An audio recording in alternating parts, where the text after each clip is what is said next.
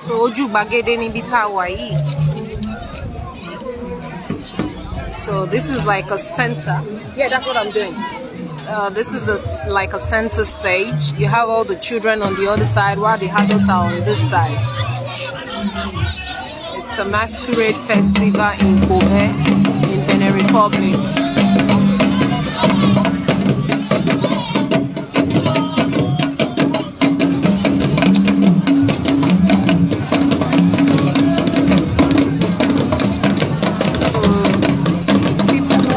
Follow the masquerade tend to hold something like we'll call a stroke, okay? That's the fun of it. They use it to control the crowd. Not that they intentionally want to flog anybody. So it's just like a way to control the crowd. Already, they call it Ore in Yoruba. Egun ma more lowo ni àwọn tí wọ́n máa atọ́kùn egun wọ́n máa more lowo. People who follow the masquerade tend to hold a cane just to control the crowd. And sometimes when you get, beaten by the people who follow the masquerade, it's fun, At least it's a reminder that you attended an Egungun festival.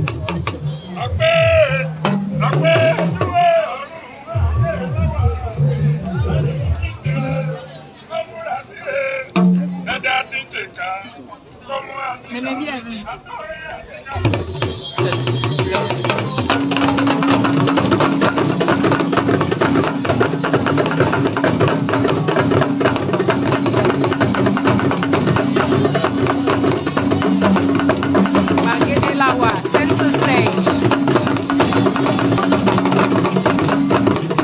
Àṣà wa ni àṣà ò díẹ̀ sí lọ́wọ́. Ìṣẹ̀ṣe ò dẹ̀ díẹ̀ lẹ́sìn lọ́wọ́. So there's something called culture and tradition. So we have to appreciate our culture and tradition. A gbọ́dọ̀ pọ́n ìṣẹ̀ṣe àti àṣà wa lọ́wọ́. Wọ́n gbé lárugẹ.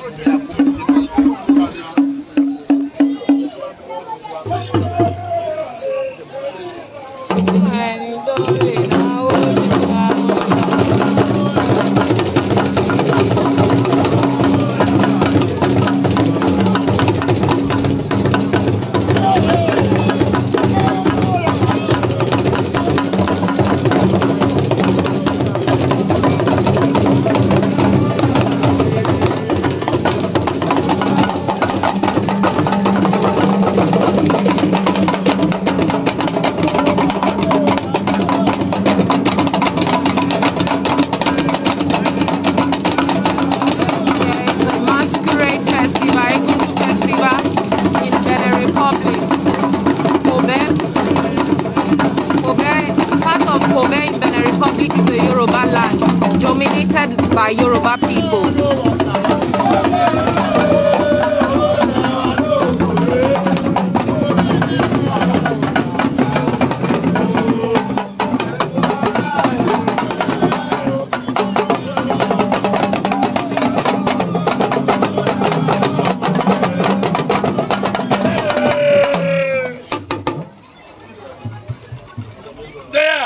Baba.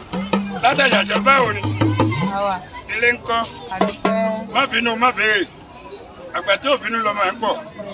Yóò cheche fún ẹ. Àwọn ọmọ yele na fún ẹ. Báwo wà ní nǹkan? Gbogbo àwọn ilé ńkọ́. Adúpẹ́. Ṣé láyọ̀ ni wọ́n wà? Àjíǹde ara ò mọ̀ jẹ́ fún ẹ. Àbúkọ bẹ́ẹ̀. Inú ó dùn. Ayọ̀ ó kún. Gbọ́ bẹ́ẹ̀. Bàbá. Ẹgbọ́n mi ṣàdúrà fún pé ọ̀nà yóò di ẹ̀mí ní ìpínlẹ̀. Àṣẹ. Àwíṣe àfọ̀gbóhùn yóò ṣeéṣe fún ẹ. Àṣẹ bàbá. Ibi tó oore sí ó bàrẹ̀ ń bẹ̀. Ibi tó oore sí ó bàrẹ̀ ń bẹ̀. Àṣẹ bàbá. Àbúkọ bẹ́ẹ̀. Bó bá ṣe rí, wọ́n ní bínú ti rí lóbìyàn. Ṣéyà. Bàbá. Ìrònú jẹ tiẹ̀. Àbúkọ bẹ́ẹ̀. Ó ṣe pọ́n mi lé àwọn kó pọ́n ẹ lé. Àrẹsà ó pọ́n ẹ lé. Àbúkọ bẹ́ẹ̀. Ọwọ́ ò ní kásálẹ̀ àpò. Àbúkọ bí. Gbogbo iná tẹ wá tẹ tì lẹ́yìn. Adélébáre fún yín. Àrìnà kórè. Àtọ̀ àbẹ̀ àdérọ̀. Àbúkọ bí.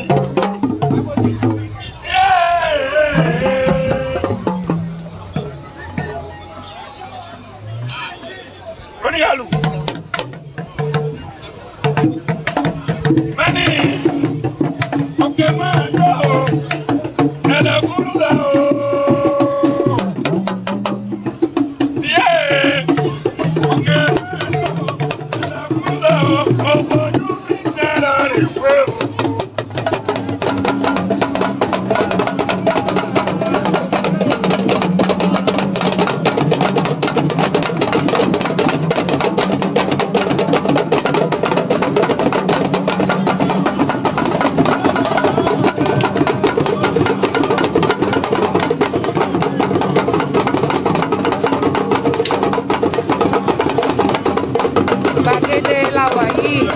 Center stage.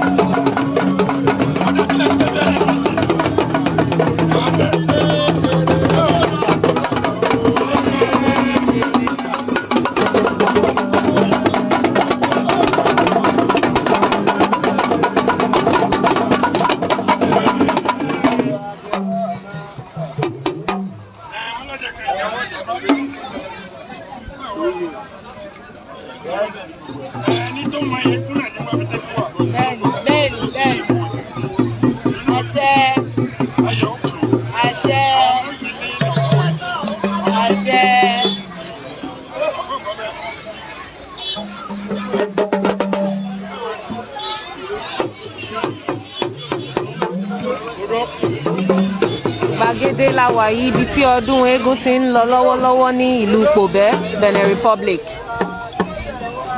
We are at the center stage where the masquerade Egun festival is going on. This is the center stage. This is Pobe, to be precise, in Benin Republic.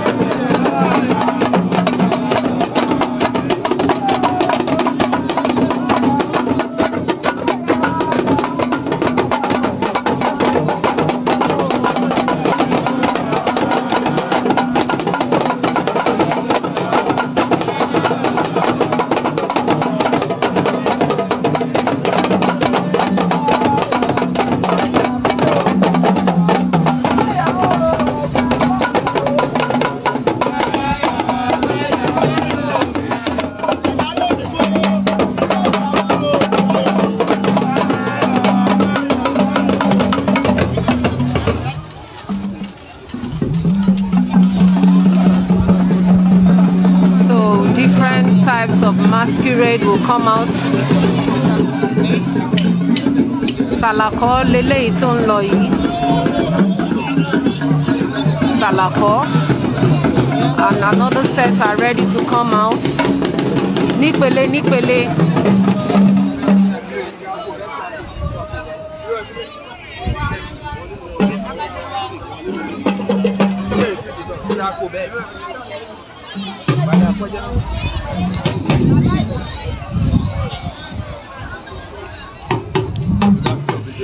Pardon.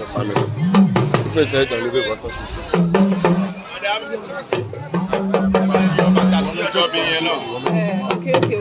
Just sit down with us.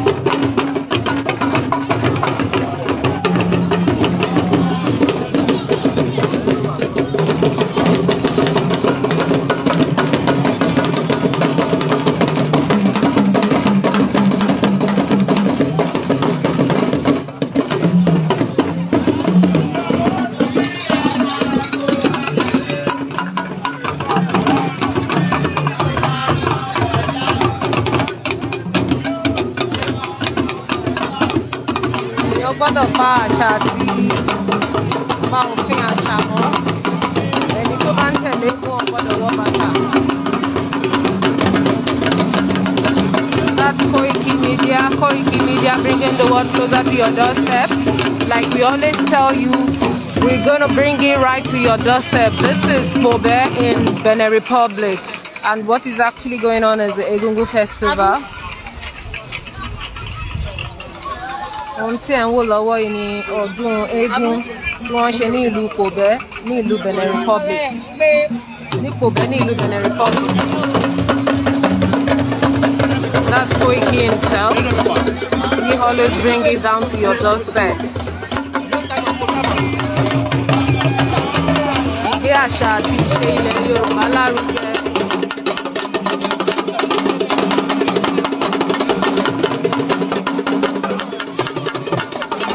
Gbàgede la wà yìí níbi tí ọdún eégún ti ń lọ lọ́wọ́lọ́wọ́ ní ìlú Pobe.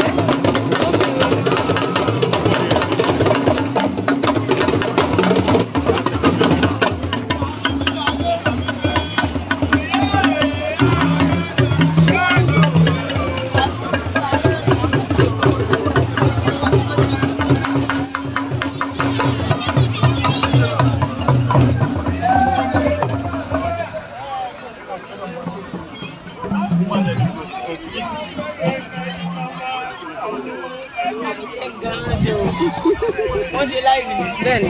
Lérí fóònù. Àwọn èèyàn máa ń láìpẹ́.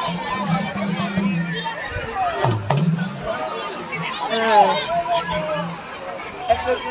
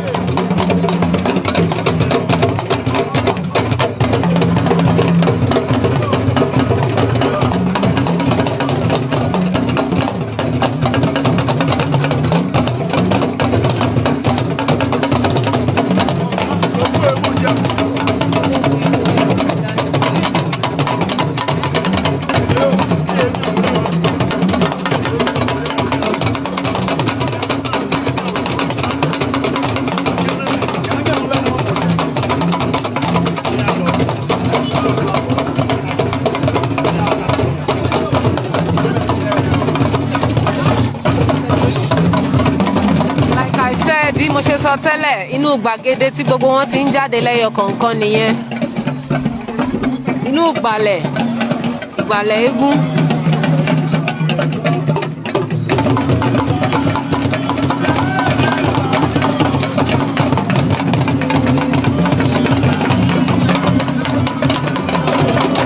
Ẹ bá wa like, ẹ bá wa love, ẹ share, ẹ bá wa pín ètò, ẹ pín ìṣẹ̀ṣe àṣà wa ilẹ̀ Yorùbá òun ní ìlú Pobe la wà.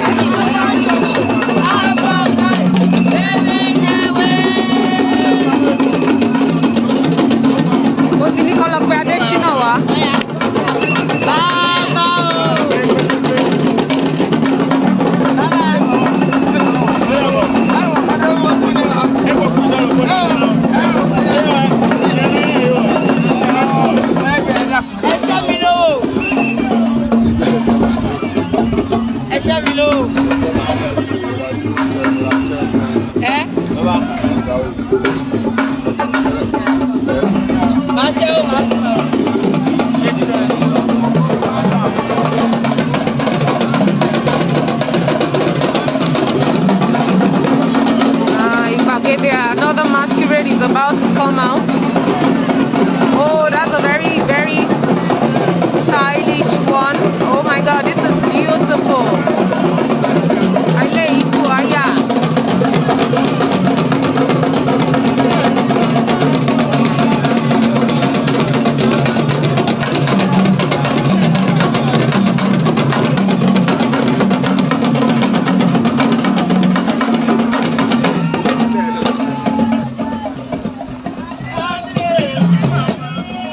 Akorede lórúkọ eégún eléyìí. Akorede.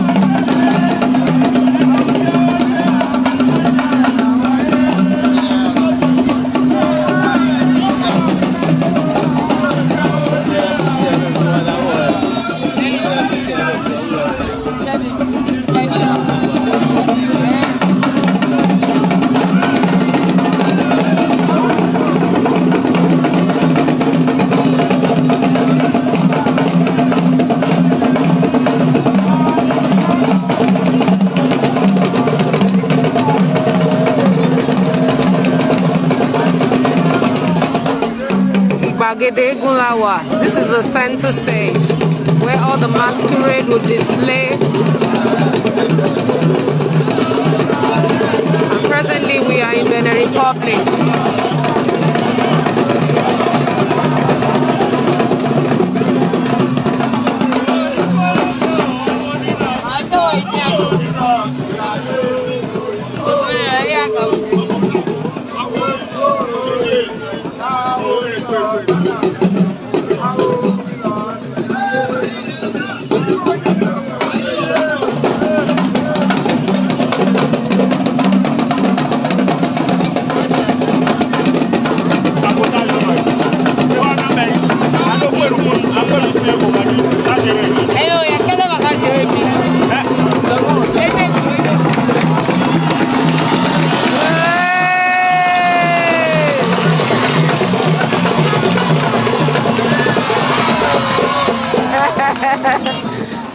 That's a very nice display. Egun máa ń pidán, wọ́n máa ń dára oríṣiríṣi.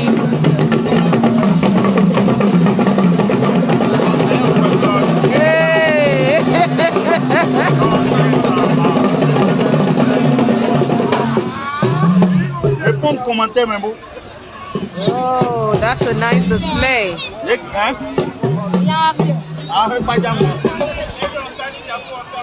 Egun aláré, egun alára oríṣiríṣi. Ìfakọrẹdé ni orúkọ eégún tí ẹ rí tó ṣẹ̀ṣẹ̀ display tán yẹn. Ìfakọrẹdé. Akorede nìyẹn tó ti wà lórí àga.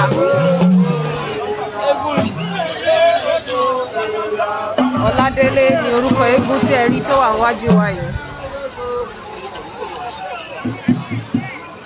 Ọládélé.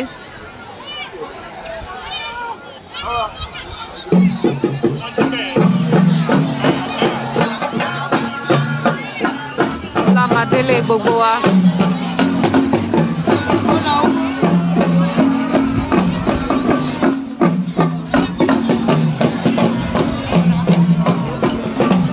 This is Koikimedia, bringing the world closer to your doorstep. Like we always tell you, support Koikimedia. This is a brand that you know we bring into your doorstep. Koikimedia is one of a kind, a selfless person, and he has dedicated his media to the pursuit of the Yoruba nation. So we would appreciate your support. Support Koikimedia as we are bringing it from every part of the world. We are presently in Benin Republic, and this is Egungun Festival going on right now. This is Pobe in Yoruba land in Benin Republic.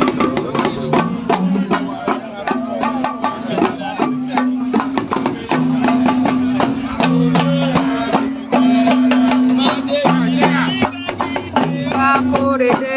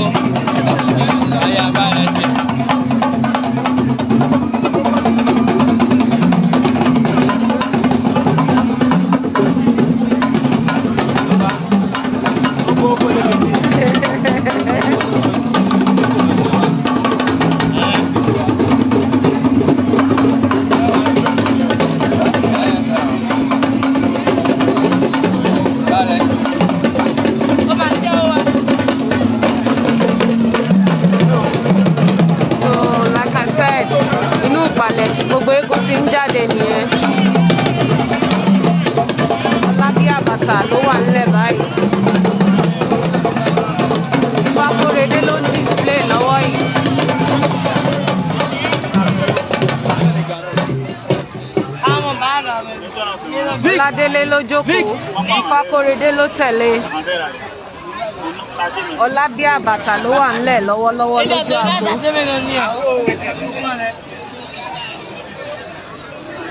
Abu, Ọlábíàbàtà rèé. Bàbá o, bàbá, kẹ́wù mọ́ báyìí. Àṣẹ, àṣẹ bàbá. Àṣẹ bàbá. Súre ilẹ̀ ń gbọ́ lọ́wọ́ tí àwọn ẹgbẹ́ ń súre. Àṣẹ. Gbogbo ojú kọ̀nà ṣẹ wa, bàbá kan Baba.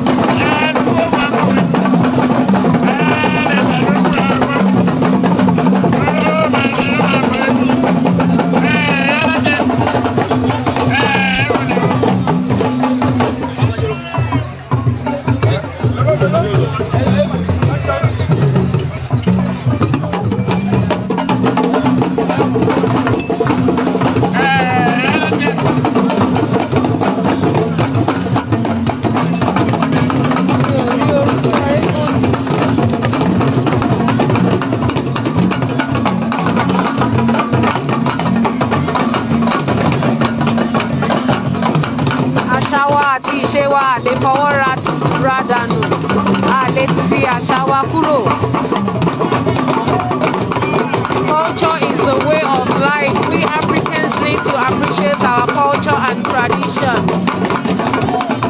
And what you're watching is the cultural display of the Egungun Festival. And this is the Igbale, the center stage where the Egungun Festival is going on presently in Kobe. This is Koikimedia, bringing the world closer to your doorstep. Support, love, like, and share the program.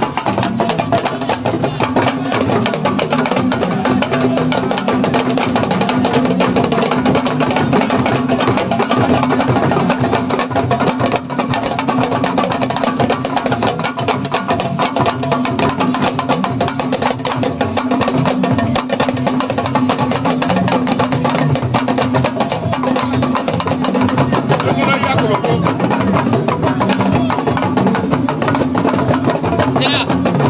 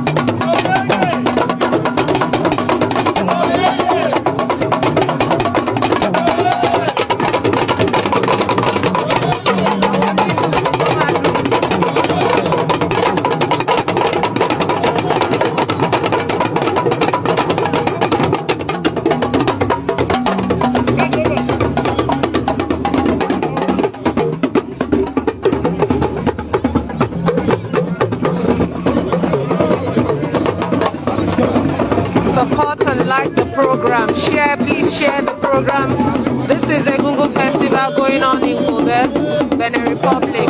This is Koikimedia bringing the world closer to your doorstep.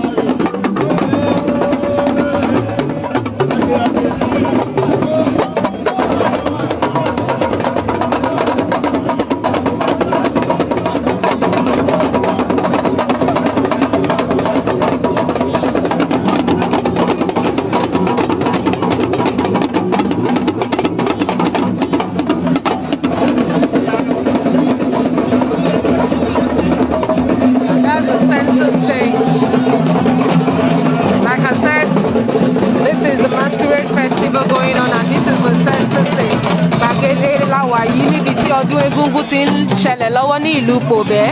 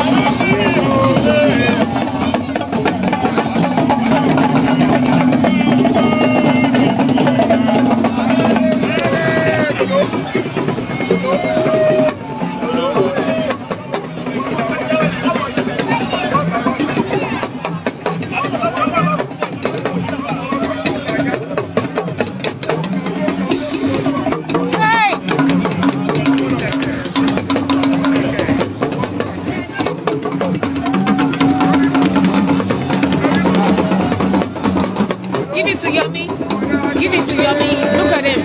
My husband, that's him. Let him drink.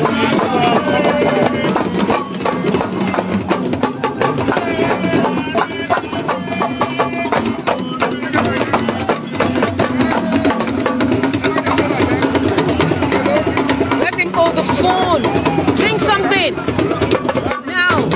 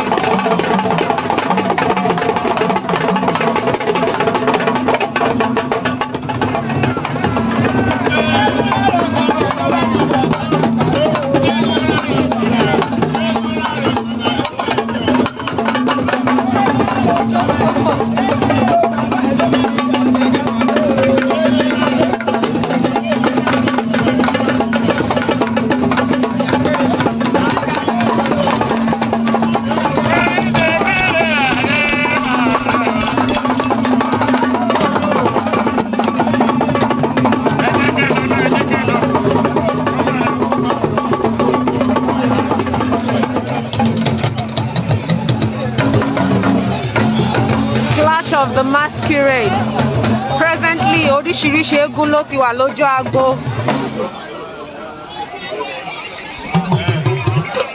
Fọ̀rọ̀ síkùn, eégún kan nìyẹn fọ̀rọ̀ síkùn. Bàbá o, ẹ kú ọdún o. Bàbá. Ẹ kú ilé. Ẹ kú ilé aláwòdé. Ẹ o. Bẹ́ẹ̀ni ó pè yín. Ọdún Egúngún. Gbàgede ibi tí wọ́n ti ń ṣọdún Egúngún la wà ní ìlú Pobe. This is the center stage where the masquerade festival is going on presently in Pobe, in Benin Republic.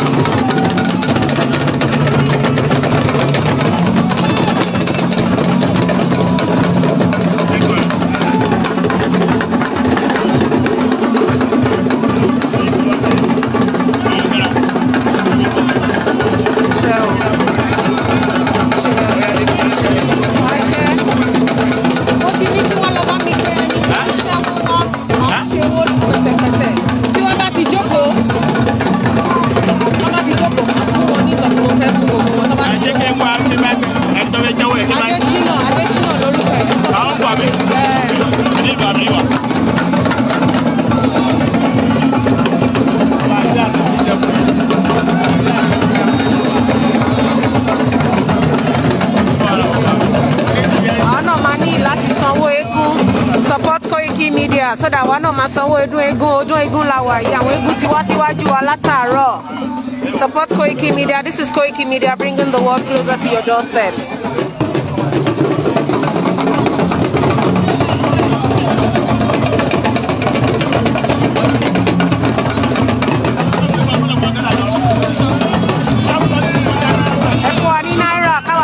Ṣe sí owó Pobe, a ṣe sí sefa, a lè sanwó eégún.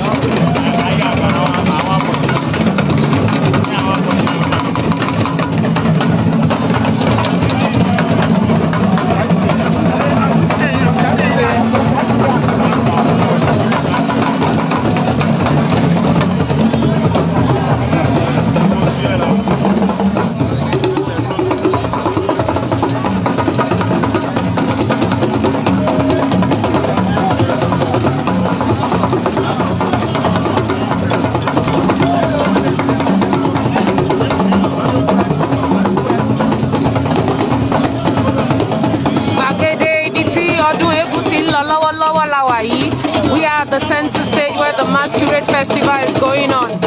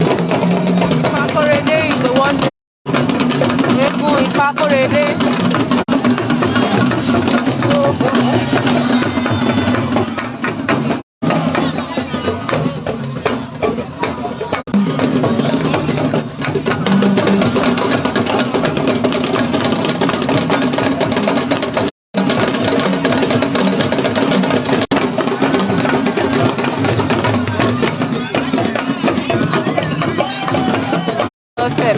We are in Odun Egun Lawa.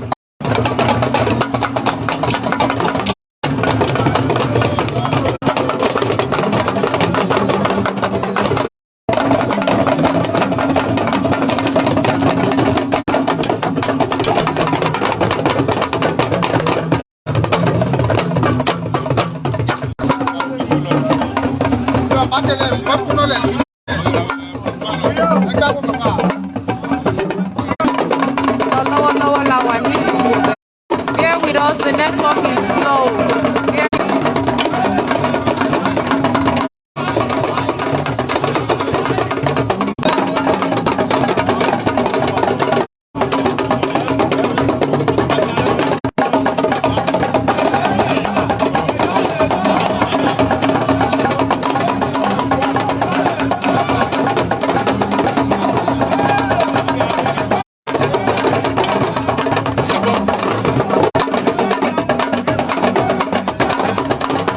Here with us, the network is slow.